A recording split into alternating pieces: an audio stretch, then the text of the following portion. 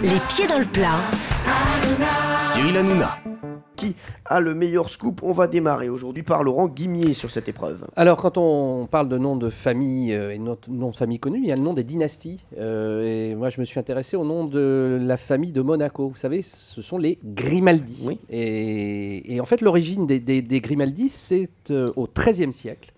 Un seigneur génois qui s'appelle François Grimaldi, qui était plutôt surnommé le rusé. Et vous allez vite comprendre pourquoi. Parce que cet homme n'avait qu'une idée en tête, s'emparer du rocher, le fameux rocher des Grimaldi, devenu le rocher des Grimaldi. Et le pauvre, il n'avait qu'une toute petite armée, il ne pouvait pas espérer s'emparer de la forteresse par la force. Alors, il a imaginé un stratagème incroyable.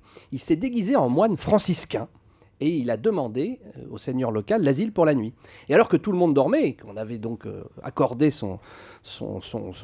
une couche à ce moine franciscain, il a fait entrer son armée, les portes du palais se sont ouvertes, et les soldats se sont emparés de la forteresse. Oh. Voilà comment les Grimaldi ont commencé à régner en principauté, par la ruse, tout simplement, et pas par la force. Et voilà pourquoi ça se passe depuis 7 siècles, et aussi pourquoi il y a sur l'emblème de la principauté 2 moines franciscains armés d'une épée. D'accord, bravo Laurent, bravo Laurent Guimier.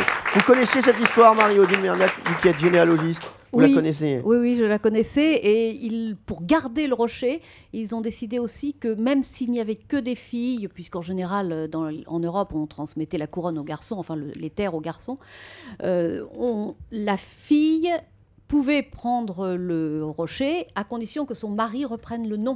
Donc ça s'est produit 4 fois. Des filles Grimaldi ont épousé des princes qui ont pris le nom de Grimaldi pour que les enfants continuent à le porter. C'est ça. Jean-Luc Lemoine. Alors, moi, je vais vous parler du recordman du monde de la famille, et il est français cocorico. Ah oui. En août 2012, le Vendéen Jean-Michel Chenot est entré dans le livre des records pour avoir rassemblé le plus de cousins sur un même lieu. D'après vous, combien de cousins a-t-il réuni, ce monsieur? Je ne sais pas, 150 5000 cousins. Non. Après des milliers d'heures de recherche et d'entretien, 5000 cousins qui venaient du Canada, des États-Unis, du Brésil, 10 pays européens et 60 départements français. Ils se sont tous réunis. À titre de comparaison, ils étaient 3 au dernier anniversaire de Laurent Guimier. Alors, tous ces cousins avaient entre 9 et 99 ans. Et donc, à l'exception des conjoints, tous les participants descendent d'un couple de laboureurs, Georges Porto et Madeleine Boilève, qui vivaient vers 1650 à Saint-Paul-Montpetit en Vendée. Alors 5000 c'est formidable, mais il faut savoir qu'il avait quand même envoyé 24 000 invitations. Et grâce à ça, il a battu le record d'un Américain qui était de 2585 personnes réunies en 2009. Ça, vous ne le saviez pas, ça, Marie-Odile, je suis sûr. Ah si, ça aussi. C'est un Mais événement vous savez tout, pareil, Marie-Odile. Ah oui. Et le mot cousinade, justement, parce que c'est très à la mode d'inviter des milliers de cousins, est entré dans le dictionnaire en 2012. Mais je crois que Marie-Odile faisait partie des 5000 personnes, hein, peut-être. Hein. C'est ça. Non. Allez, Valérie Benaïne, votre info. Alors, vous savez que la généalogie permet parfois de raconter de belles histoires, comme celle qui est arrivée à Françoise Contreau, qui est une Finistérienne de 68 ans. Il y a 3 ans, Françoise, elle rencontre son compagnon actuel, qui est passionné de généalogie. Et Françoise, elle n'a jamais connu son père. Donc, du coup, aidée par son compagnon, elle se met à éplucher tous les registres. Et elle découvre que son papa, c'est un GI américain qui a débarqué en France en 1944. Quoi? Un GI. Un GI pour elle. Un GI.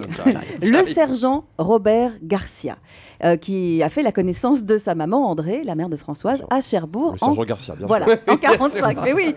Donc l'armistice ayant lieu en mai 1945, Robert Garcia s'en est allé aux États-Unis sans assister à la naissance de sa fille, et elle est restée sans connaître son papa.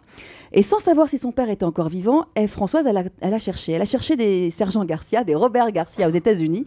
Elle en a trouvé quand même 100 000.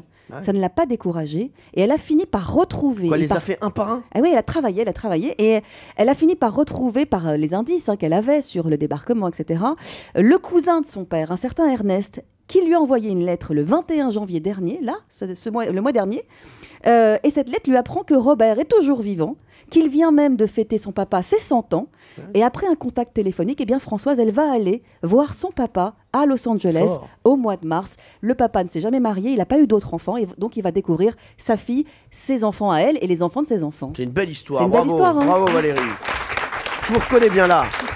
Mario dit celle-ci, vous la connaissez pas. Non. Ah bah voilà. non. Ah, quand même. Voilà. On a Je savais réussi bien- à la piéger. Je savais bien qu'on allait vous piéger, Mario Odile. Bon, peut-être que c'est une histoire inventée de Valérie Bénigny, Non, moi aussi. non, Non, non, c'est une histoire jolie vraie. histoire. Thierry Geoffrotin, qui a la meilleure info. Alors, évidemment, le cheval de Troie façon Monte Carlo, c'est très joli, c'est une Bah oui. très belle histoire. De même que la cousinade à 5000, mais le Normand que je suis vraiment va choisir évidemment. le père G.I. Bah, bien C'est sûr. très, très beau.